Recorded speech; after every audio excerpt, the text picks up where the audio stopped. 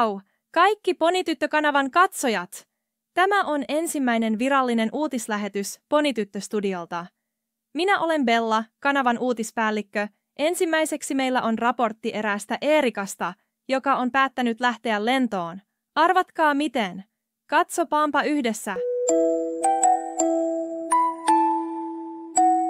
No olipa aikamoinen video.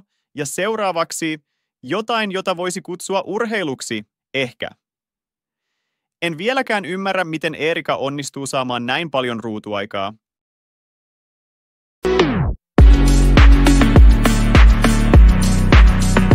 Skeittailu ei ole mun juttu. Vielä lopuksi tärkeä tiedotus. Moni on kysynyt, miten näitä videoita tehdään. Siitä on kyllä tulossa video. Kiitos kaikille ja nähdään seuraavassa lähetyksessä. Muistathan muuten tilata kanavan.